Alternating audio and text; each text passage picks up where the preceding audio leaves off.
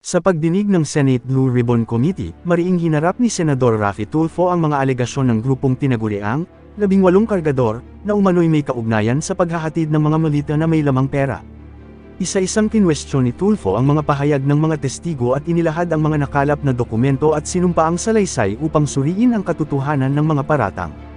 Ayon sa senador, mahalagang masusing beripikahin ang bawat detalye upang matiyak na ang mga testimonya ay may sapat na ebidensya at hindi nakabatay sa haka-haka lamang. Naging mainit ang talakayan habang inilalantad ang mga umano'y pagkukulang at hindi pagkakatugma sa mga pahayag ng mga sangkot sa kontrobersya. Gate crush, the live selling that happened here last June 4. The way it happened, the way it was handled, the statements being made. Gusto ko lang talagang pumunta dito, hindi naman po ako invited doon sa conference nila ngayon. I waited for today's hearing to confront the resourceful persons they present. Let me call on them 18 kargador. Kasi nga po, nagkakarga sila ng mga mali-maletang pera, sabi nga nila. Yun po talagang trabaho nila, taga-bitbit, taga-karga ng maleta. Una, sino ba itong 18 kargador ng mga maleta? Saan ba sila galing? We cannot simply bring in people sa Blue Ribbon Committee na nag-aakusa na mabibigat na paratang nang hindi man lang nalalaman kung karapat-dapat pa sila paniwalaan. Kasi simulang-simula pa lamang po na tinawag silang 18 Marines, may paglilinlang na agad. Yung bansag na 18 Marines sa isang paraan upang pabanguhin sila sa publiko. Matik po kasi yan. Pag sinabing Marines, aba, iba po ang respeto ng mga tao. Pero hindi naman po silang lahat ay dating Marines. At mahigit kalahati sa kanila ay discharged without honors or dishonorably discharged from service for various offenses. Ibig sabihin, palpak sila. Tulad ng pagiging AWOL o absent without leave. Why is this information very important? Because for people to believe their allegations, it must come from a credible and reliable source. And so, the people using them portray them as heroes. God damn. Sabi nga ng isa sa mga senador na dumalo nung araw na yon, bayani daw po sila. Pero nakakaya naman po sila sa iba nating mga bayani. Na itong 18 kargador na ilang taon nagtrabaho kay Saldico, may 7 years at 9 years at nagbitbit daw, sabi nila, ng sangkatutak ng maleta ng pera. At bigla na lang tinubuan ng konsensya at ngayon ay naninira ng buhay ng mga inosenteng tao, ay tatawagin nating bayani. Pasensya na.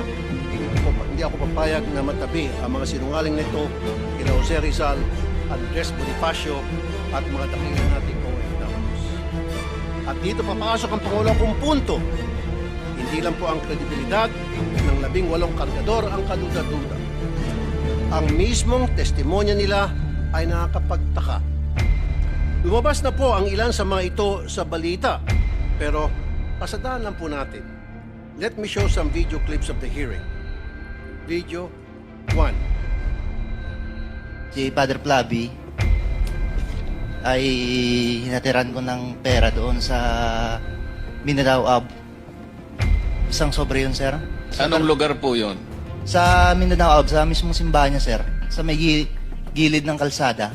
Bakit po kayo nagdala ng pera doon sa pari? Kasi, sir, hindi ko ano, sir, kung pang ano nila yun, sir, eh. Basta nagdala na kami ng pera, sir. Tapos doon sa 33 Maleta din ba? Dinala mo? isang sobre, sir. Tapos doon, sir, sa 33 Clemente. Baka naman sulat lang pinadala Hindi, sa'yo, sir. sobre Pera, lang. sir. Kita ko mismo, sir, eh. Tapos sa 33 Clemente, sir, isang maleta. Kanino? Kay Father Flavi, binuhat ko papunta sa sakyan niya. Tapos yung suot niya, sir, itim na pangpare. Sagot naman ni Diocese of Cubao Bishop Elias Ayuban Jr., there is no church entrusted to the Society of the Divine Word on Mindanao Avenue or anywhere in its vicinity.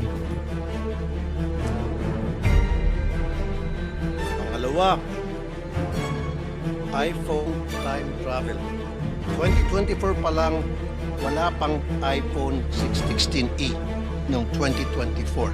Pumutok yung flood control po 2024.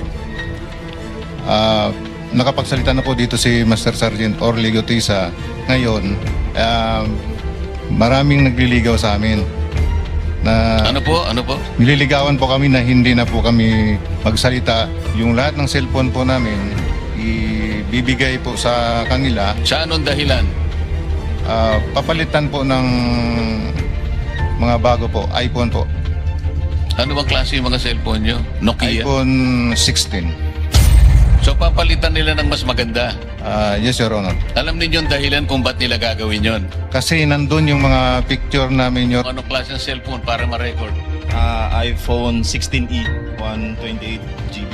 Nang i-check ng News 5 sa mismong website ng Apple, lumalabas na February 21, 2025 ang pre-order na naturang model na sinasabi ng Bagman sa hearing.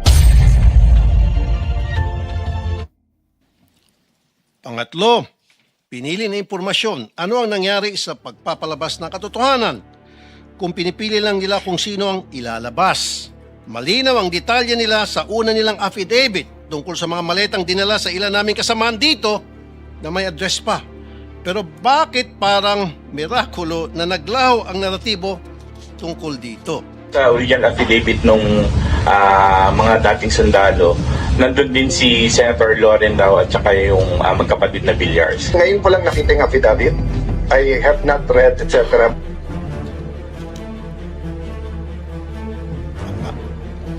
Pangapat, aking pinasilip ang lugar na yon sa Makati. Video 4, money changing. Nag-advise po si boss, magpapalit kami ng piso to dollar na 2 maleta doon sa Makati po. Bibili kayo ng US dollar. Yes, Your Honor. Dinala po namin ito sa Fairbank Makati, Salcedo Village po. Dalawang maleta worth of 50 to 60 M po ang laman. Aking pong pinasilip ang lugar na yun sa Makati at walang record ng money changer sa Pearl Bank Building. Dapat po makumpirma ito. At syempre nandyan din po ang mga kaduda-dudang testimonya nila labang kay Senator Soto na pinabulaanan niya na dahil nga matagal ng patay ang sinasabi nilang si E.A. Mark or Executive Assistant Mark.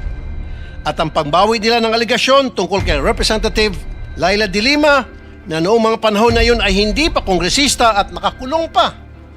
At sabi ni Ombudsman Boying Rimulya, ang isang litrato ay delivery na nangyari noong panahon ni Speaker Lord Velasco pa. And so I come to my third point because it seems that some of the information from these 18 porters or cargador are fed. They have a hard time telling their story on their own. Kung papanoorin mo ang live selling nila noong Huwebes, hirap silang ikwento ang kanilang naratibo. The presiding officers of that conference were coaching and leading the resourceful persons. Pag medyo nagkakamali, siyempre, inaayos ng mga presiding officers ang testimonya. Minsan si Attorney Baligod na, hindi naman involved sa pagbitbit ng maleta, ay siyang tumitistigo tungkol sa nangyari. Wala naman siyang personal knowledge.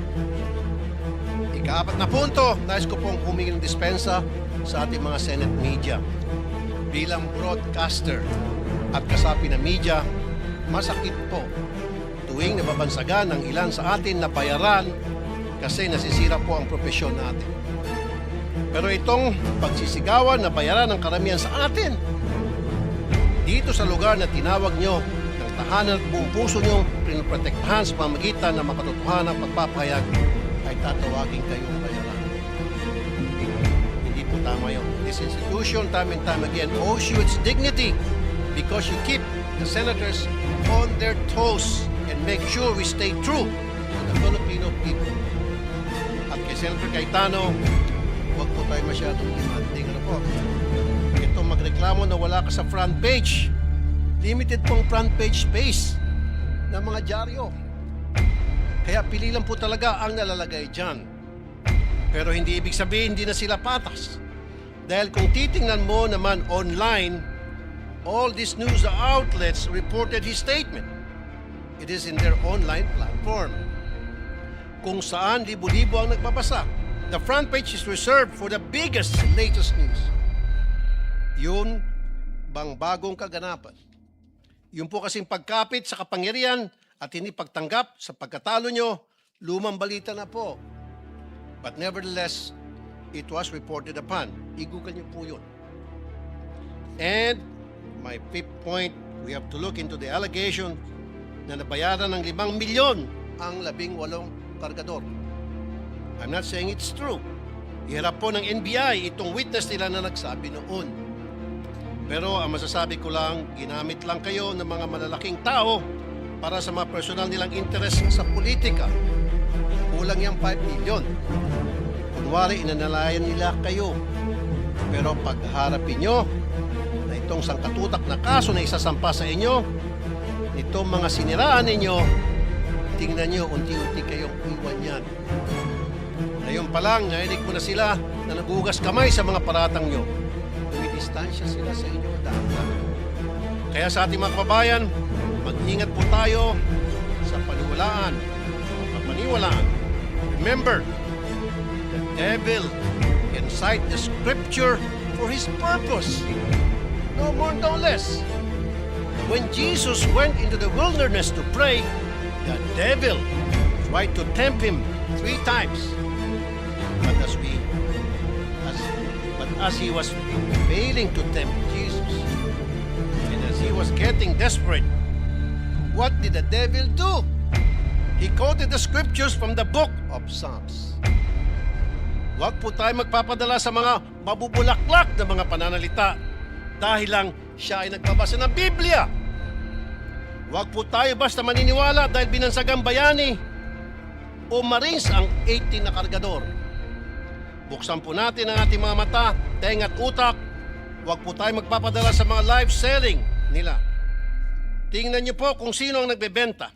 Kasi kung mahistoryan ng pagbubudol at di tayo maingat, tayo na pong susunod na biktima nila. And before I end, I would like to remind my colleagues here in the Senate to please be very careful in calling out some people as bayani, putting them on a pedestal dahil hindi naman talaga totoo. Because that will be a reflection of you.